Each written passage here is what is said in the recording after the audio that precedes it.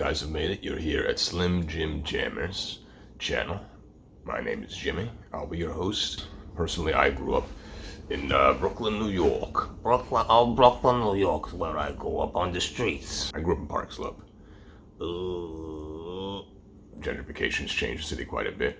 People will often ask me and be like, hey, what was New York City like back in the good old days? If I came here to New York back in the 90s, was it dangerous? What was it like, you know? A lot of people are afraid to come to New York City, I think. They've seen movies and things like that. They get an idea. It's a wild time in the city, but let's talk about some old wild times in the city.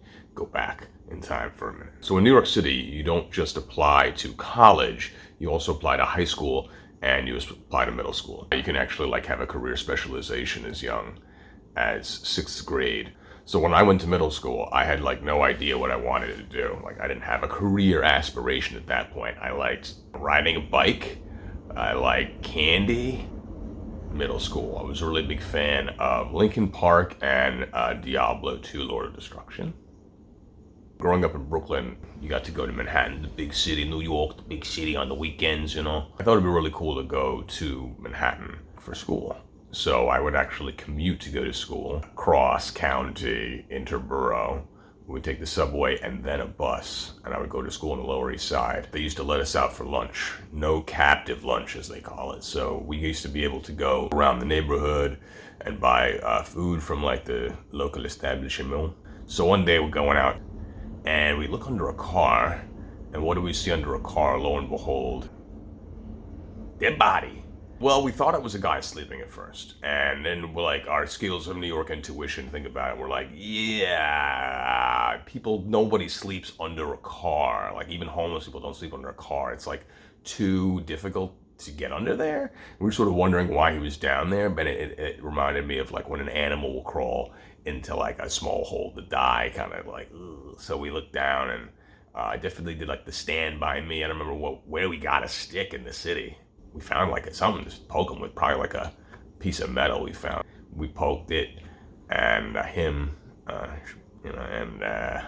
nothing. So we go down. They used to have these red boxes on the corner, and one was police and one was fire. And we called the fire department, and we were there's a body under a car. They were all right, we'll be right there. We wanted to watch them get it out. Of course. Entertainment value, baby. So we go, we're well, they're not gonna be here for a little bit. It's lunchtime, we got a limited lunch.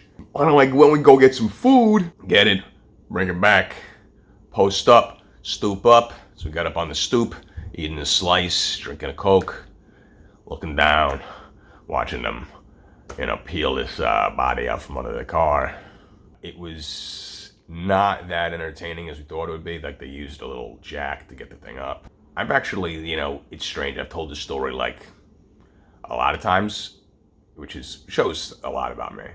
And every time people are why were you watching? What did you expect to happen when they pulled it out? And we were we kind of wanted a Three Stooges kind of moment, whoa! It was too fresh. That's the story. It was fresh. We should have waited on it, told nobody. Then the next couple of days came back, see what's what. Decomposes, I don't know. So we left. I don't know what we did, but hopefully it was more interesting than that. But that was the story. It's traumatic, right? Am I the only one that thinks that that's maybe not normal? I don't know. But this is what it was like growing up in the New York big city. I don't know how to drive. This isn't my lustrous hair that you see here, the shine. That's gray. That's all white hair. I'm an old man. I don't know how to drive. Never driven a car once. And I never really had a need to. And the reason people drive when they're in the country or in the suburbs is that they want that sense of freedom. They want to get away from their parents and whatever. I never had to worry about that.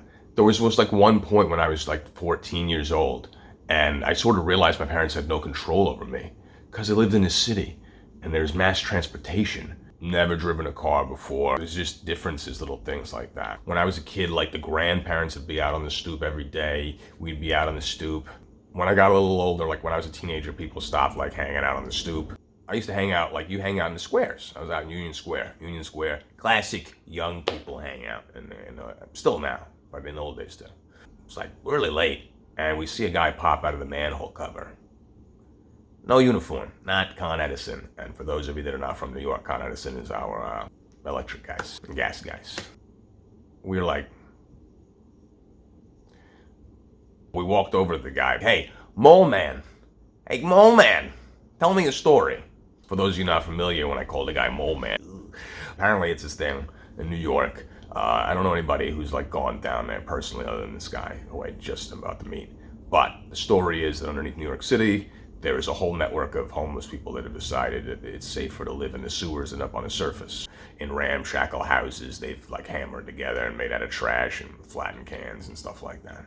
And they actually like tap illegally electricity from the office buildings, and so they have like electric and no money down there, bartering, and some stuff that's very valuable up here like has no value. Like what am I gonna do with a diamond in the sewer? I need something to live. I'm hungry, my guy. Well, tell us a story, mole man, because we figured he might be a mole man. And he looks at us and he's like, "Buy me a sandwich." We do buy him a sandwich, and then he begins to regale us on stories of living underground. I remember one question we asked was like, what's the main benefit to living underground? And he was like, no winter. Down there it's boiling hot all the time. And that was because of like the subways, electrical lines, phone lines, gas lines. It's hot down there. I ended up finding out more about it. I started doing a little bit of research, and there's got to be books written on it. Look them up, YouTube people. I did watch a documentary on it in black and white, fittingly. It's very artful. I believe it was called Dark Days. So go check that out if you'd like. But that was the story of the mole man. Should ask the guy if he knew the Ninja Turtles. My guy, have you met Leonardo? You know the Ninja Turtles? Those guys. Splinter? Maybe, because it seems like you have been familiarized with a rat or two in your days, my guy. Ugh. Anyway, guys, if you enjoy this stuff, we'll be bringing you new content every week. Just please hit the like, subscribe. And this is Jimmy out of Brooklyn, Slim Jim Jam. And we'll be back to see you guys again next time.